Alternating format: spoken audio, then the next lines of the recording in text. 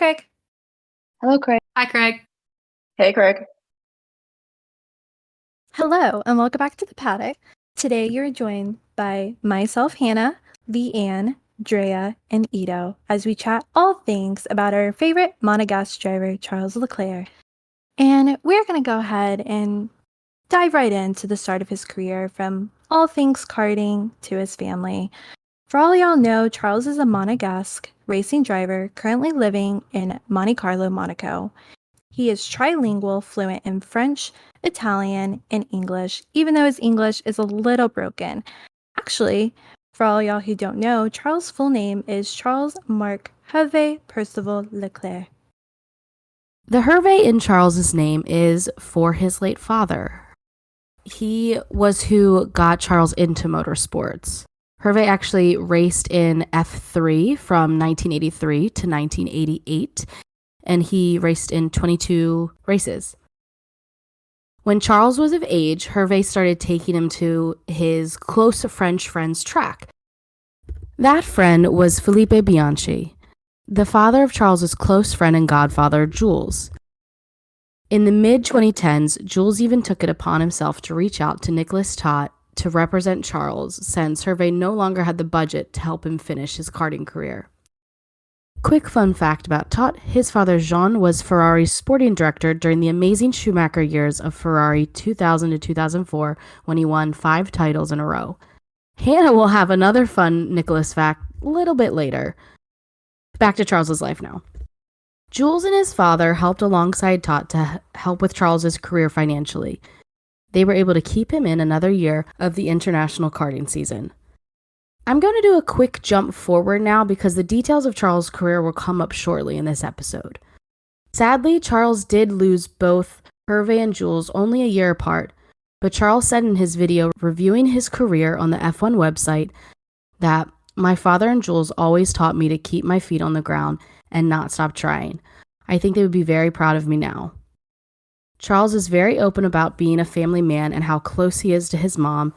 In a recent F1 video, he brought up that she even cuts his hair. Still to this day, we love a man that trusts his mother with his hair, and Mama LeClerc does an amazing job with it, if that is a true fact from him and not just a little joke. Seeing his closeness with his very supportive siblings is also incredible. Charles has even mentioned that Arthur had to take a back seat when it came to driving because the family had to pick his career over his little brothers since they couldn't afford both of them once Charles was excelling. Lorenzo, the oldest of the 3, really tries to be there for both siblings as much as he can. You can usually find him traveling to at least one of their races.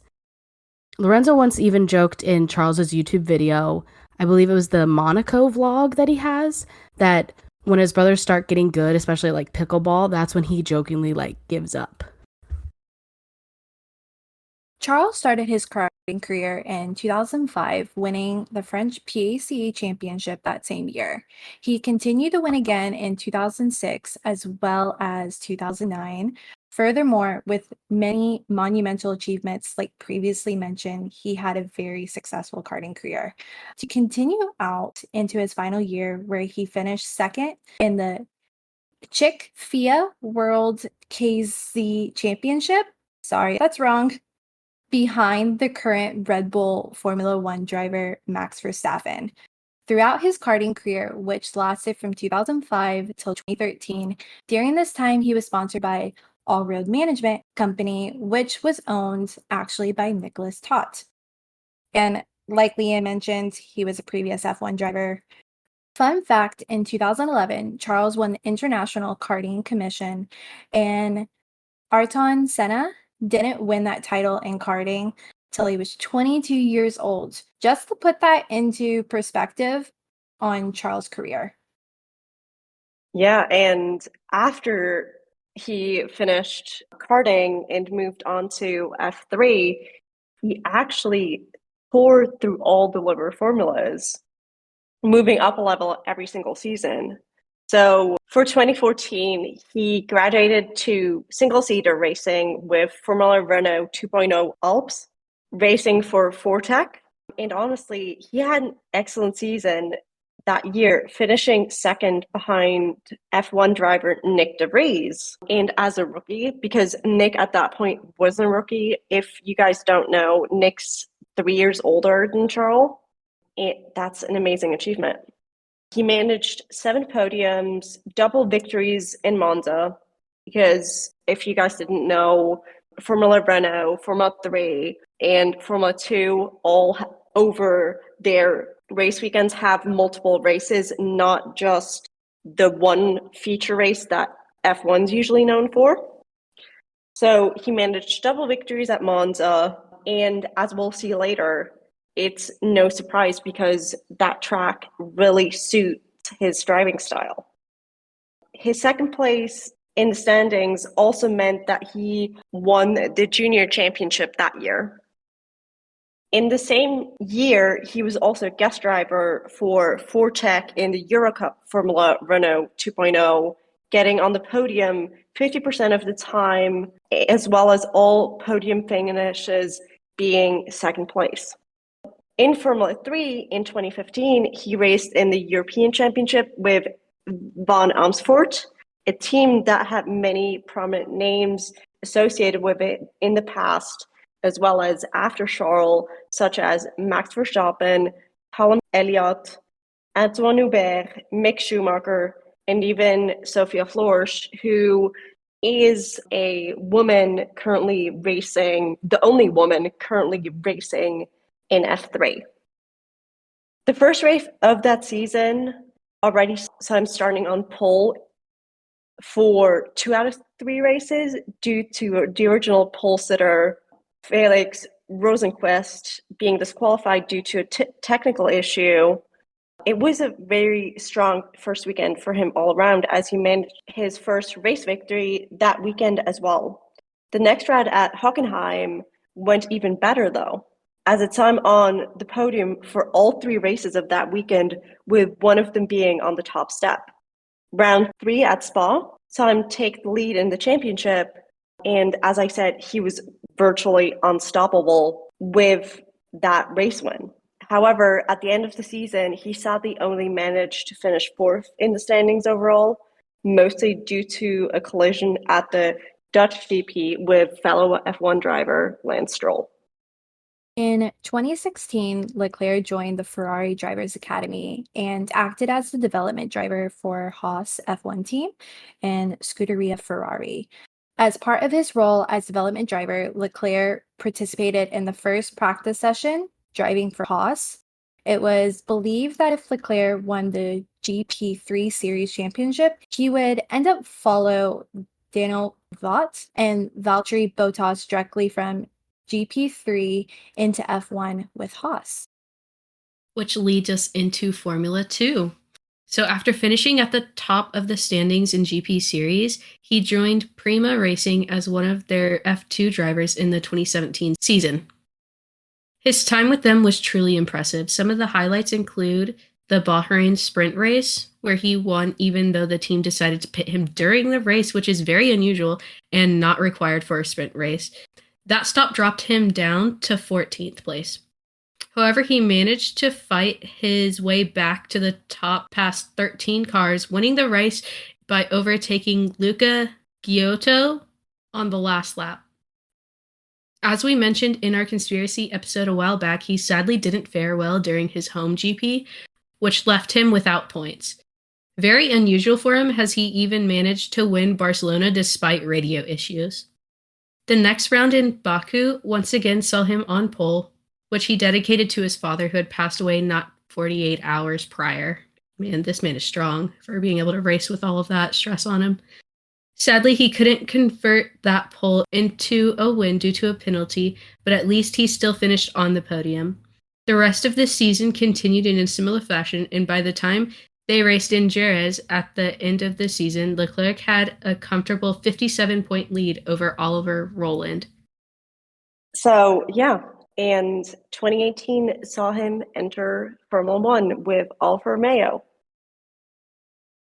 So, with Sauber, because his dad passed away the year before, and at that point, while he was in talks with Sauber for that seat that he ultimately got, it wasn't a done deal by the time his dad was dying. But to see his dad happy, they actually told his dad that he got the seat, like that he signed the contract, even though he hadn't at that point, just to make him happy and to like show him that yes, all the time his dad invested in him paid off, which was kind of cute.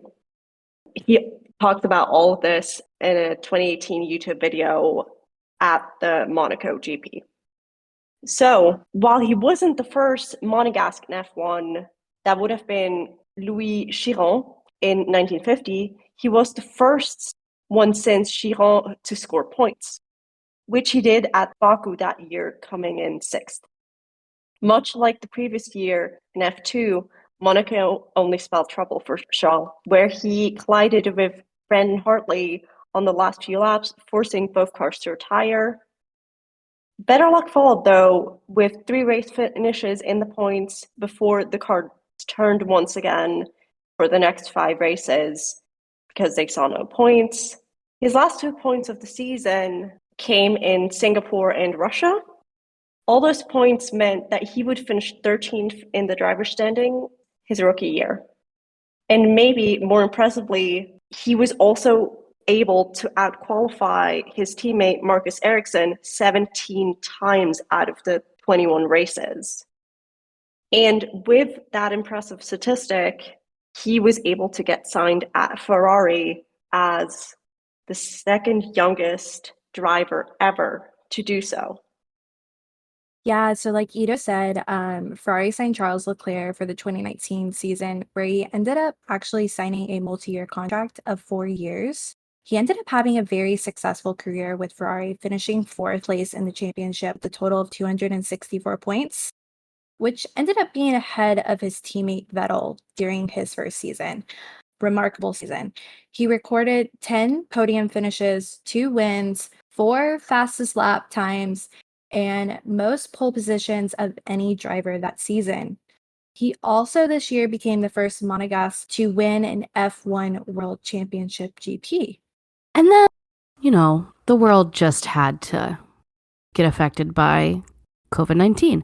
So in 2020, when there was no races, we had Charles joining the lovely Twitch quartet, which was Lando Norris, Charles Leclerc, George Russell, and Alex Albon. And they just, really just spent their days giving us all the content that we could ever want and still need to this day for our relaxation videos of just them driving 18-wheelers in Italy and, lawnmower races, Alex Albon crashing into random people that he doesn't know, just all that fun stuff. They really gave us that joy in 2020. But once he could start enjoying the world again, Charles won the Monaco Medal of Honor, which was an achievement to win from his hometown. At the Syrian race, LeClerc collided with his teammate Sebastian Vettel on his first lap, causing them both to retire, which is not a great way to get back into racing after you haven't been able to even sit in a car for a while. Despite the fact that the stewards took no action, viewing the collision as a racing incident and giving them no penalties, either one of them, Leclerc did accept full responsibility for the collision, saying in one of his post-race interviews, "I've been a total asshole today, and I fucked it up." Which, we know Charles tries not to drop an F-bomb in an interview, but, sometimes it's warranted. It always is, in my opinion, but go off. Prior to the race, though, he was given a 3-place penalty for impeding on, honestly, y'all correct me on this name, because I know I'm going to mess it up, Neil Kvyat? What Ito said. And that happened in the qualifying session. So, anyways, this was unfortunately the year of many controversies in the sport, and many F1 drivers, including Charles, dealt with a lot coming up to the 70th anniversary of Silverstone race. Despite all of that, he finished the championship that year in 8th, scoring 98 points total for the season. Into 2021 now. Ferrari and Charles extended his contract from ending in 2023 to ending in 2024, being a 5-year contract instead of the intended 4-year. This year was also the start of Carlos Sainz and Charles' era. The C squared has arrived, y'all, replacing his previous teammate, Vettel. Charles struggled with pace in the Imola race. What a lovely rhyme. And other car failures throughout the year. I'm so disappointed was probably a very sad interview for all of us to hear from Charles. Just that quote. Ultimately causing downfall with gaining podiums and points for the year, Charles placed 7th in the driver's standing that year. 2021 was the first time in his Ferrari career where he had gotten beaten by his teammate. He did, however, come to be very close with Carlos as his new teammate, and has also shown in 2022 to be a brother-to-brother friendship. So, Charles had a remarkable race in 2022, winning the first GP going into the season at the Bahrain circuit. He also received the fastest lap at the Bahrain, leading into an incredible season. Charles suffered some penalties, like given in the Belgium, due to a pit stop error. Also in Monza, Ferrari's home race, due to a pit during a virtual safety car while he was meant to finish first, he ended up in second place behind Max Verstappen, which was a little upsetting because we all know it's Ferrari's home race. Who wouldn't want to be podium, and especially in first? But all in all, in Abu Dhabi, despite a close call with Sergio Perez, who was at equal points leading up to the race, LeClerc was able to secure both second place in the Drivers' Championship and second in the Constructors' Championship with Ferrari. Overall, a successful season for Charles and Ferrari. Now, going into current, a few statistics for you from his career standings. So, overall, Charles has had 5 race wins, 19 pole positions, and a total of 107 races in his F1 career to date since 2018. This year, though, so far for Charles, has suffered some complications.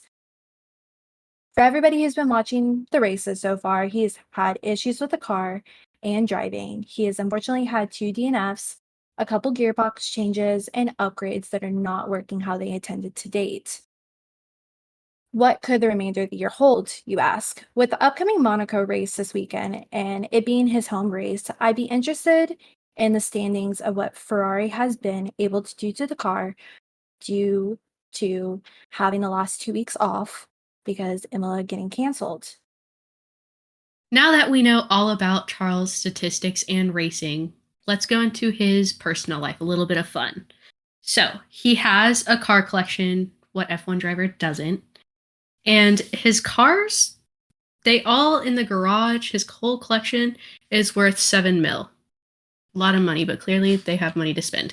So after extensive internet research that I have cross-checked, because it's literally everywhere in what cars he drives and which are in his collections, he has a Bugatti Chiron that he paid about $3 million for. Fancy, fancy.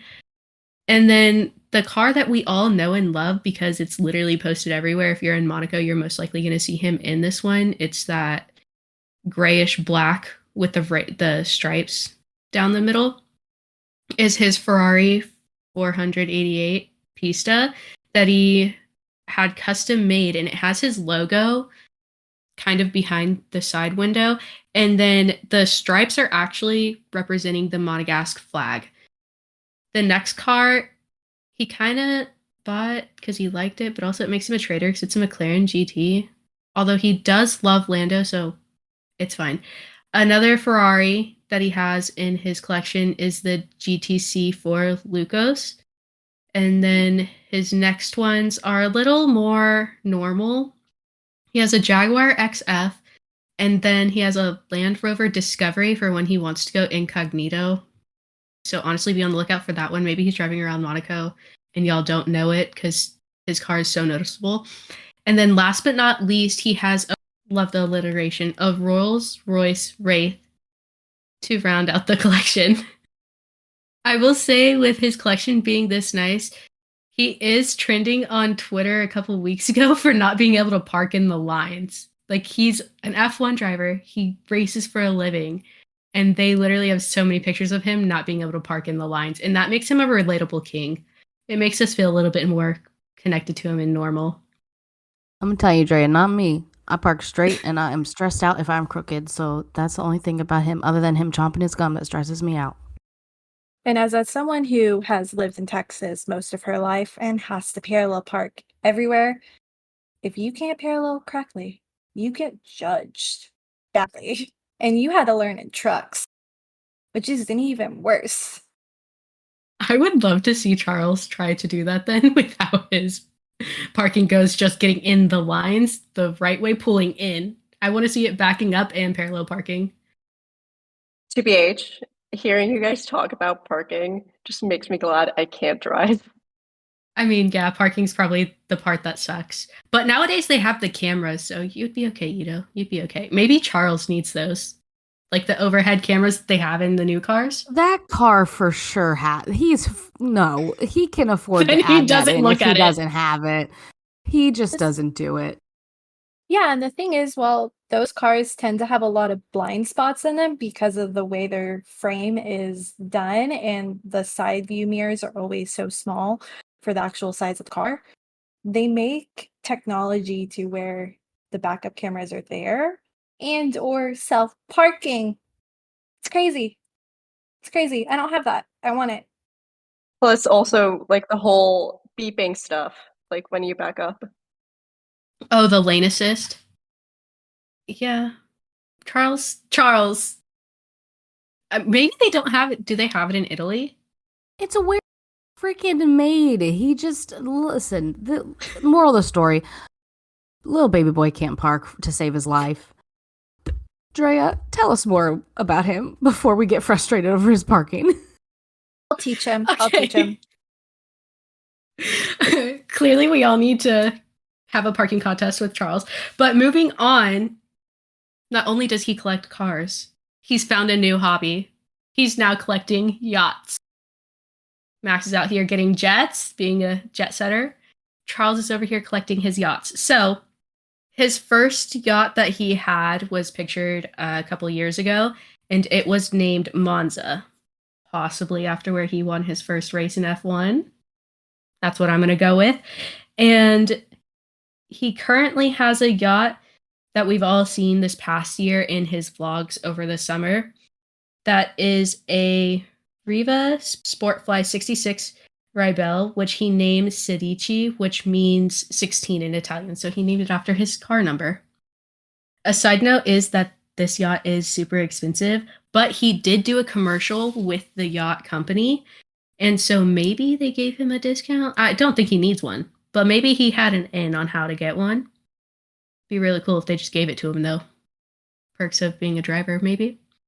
He usually goes on vacation during his breaks, and as I said, it'll be like he'll sometimes film this stuff and put it in his vlogs and everything, so that's how we know about it. Charles, we're not stalking you. You clearly put it out in the internet for all of us to see.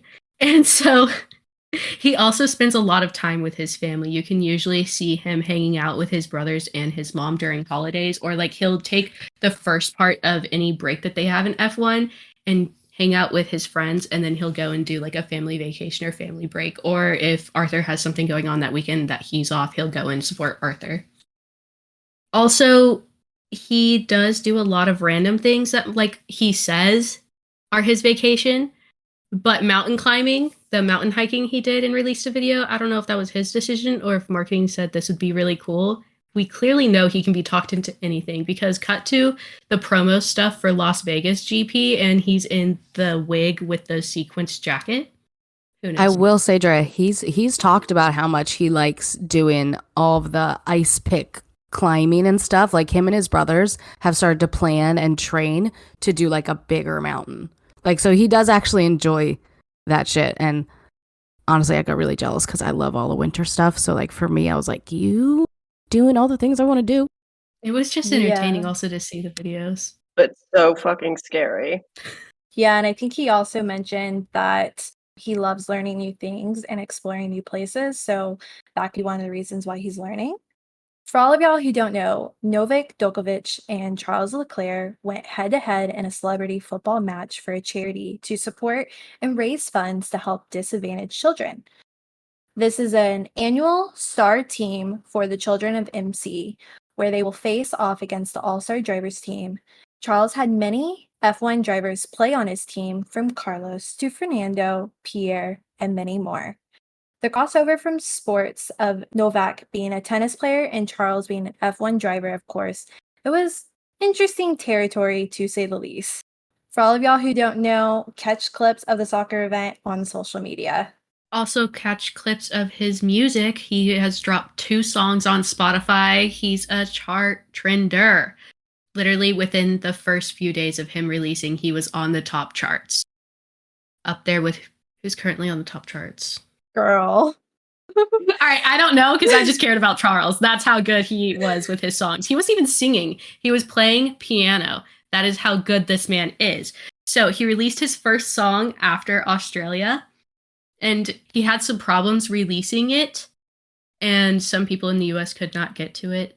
So they had to hear the ripped version on everyone else who screen recorded it for us on the internet and then put it on TikTok or Twitter or something. I was one of those people. I could not get it. It kept saying there was an error. He did very quickly, probably quicker than most artists, go on to all of his platforms and say he is so sorry and his team is working on it. And they really did fix it within a day. So props to him. He's already ahead of most artists with trying to fix problems. In a press conference for the Miami Grand Prix, a moderator asked if Charles was going to take over the American music scene because America has a lot of artists and everyone knows it's a little easier to come here and get started. And Charles jokingly said that only if they're into depressing music, which clearly he hasn't spent enough time here because that's pretty much all we listen to, for the most part. And he also announced that he was releasing his next song after they left the Miami Grand Prix. And it is pretty good too. It's a great song to listen to when you need to get stuff done. Like you mentioned, he has quoted some of his music is quite depressing, and it sounds like he almost channels his feelings in the moment to his music. Wonder if that helps him cope with it. Love it. For all of y'all who don't know, Charles is an avid piano player, and he actually went to the same piano teacher as Nick DeVries, but didn't end up sticking around with that teacher and is actually self-taught. He finds playing the piano very satisfying and has released 2 songs. They are amazing. And when he released it on his social media, thousands across the world pre-saved the songs. So as soon as it dropped, everybody could feel the love with him. I just found the chart for when his song was out. So it was number 6 on iTunes song chart and worldwide. And he was ahead of Pink and Ed Sheeran. So pretty good. Above Ed Sheeran? Yeah, he was number 6 and Ed Sheeran Eyes Closed was number 8 that week. That's crazy. Yeah. Go off, Charles. That was 2 days after he released his first song, showing you how powerful F1 fandoms are. Just how good his song was. That too. And I think it portrayed his feelings into his music, which then portrayed to the audience, which even makes it more magical and easier to listen because then we get to experience some of his world outside of Formula One and who he is. Isn't that the song he also released on his Instagram story a week or 2 before? And then I think it got such a good review from it that we all requested he release it in real life on Spotify and stuff, and he did. Yeah, that was definitely the one that he was doing. Yeah, that's actually true because in one of the videos that F1 released on their YouTube channel, he talked about writing music for himself, but he said in that video specifically he's not going to release anything. And then I guess social media ran with it and was like, we want the music. And lo and behold, he started releasing it. I mean, that's just a talented guy all around. And I just waiting to figure out what he can't do because he keeps proving that he has way too many talents that can fit in his, however tall he is, body. save some talent for the rest of the world. Thank you so much, Charles. Multilingual. He looks like a Disney prince. He's an F1 driver. And now he's a musician. Honestly, he has all the factors. You left out like 85 other things that he can do. I mean, yes, but my mind was blinking. He has too many to go over all of them. You know, it's so funny that you say a Disney prince because I read an article. It was like a memoir of his life, and it actually had stated that he was like an up and coming prince, started from the bottom, now we're here type of vibes. Like, look at where he came and who he is now. Like, that is impeccable. He is kind of the honorary Prince of Monaco. I mean, he is friends with the actual Prince of Monaco, but he is treated like the actual royalty there. There were pictures up that the Prince of Monaco was taking pictures of Charles. Yeah. I was just about to mention that. So the Prince of Monaco is even like, oh my gosh, it's Charles LeClerc. Oh, that's so cool. And also funny, if you look at the driver like lineup national anthem thing of last year's race, you see Charles in the front, then you have a row of like the Prince and Princess of Monaco and all the like important Monegasque people, and then you have a bunch of lines of drivers behind them, and Charles was just like at the front chilling. He is their prince. He is the true prince, it feels. He did say somewhere else that his most famous person in his phone is the Prince of Monaco, so it's always been known. I was just going to say, when is it going to be official then? Like, come on, pen and paper. Where you at? It's fine. He's already Lord Percival, so I think we gave him too much power if we actually make him a prince. He already has too many things. Carlos gave him that power. We didn't give him shit.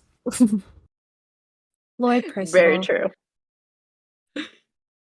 So moving on to our favorite part, well, maybe my favorite part of our episodes. Today we're going to do the funny driver quote one, and each of us are going to say our favorite Charles quote.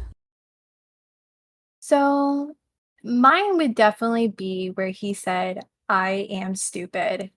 Just middle of the race, and all he does is go, "I am stupid." I don't know. I love it.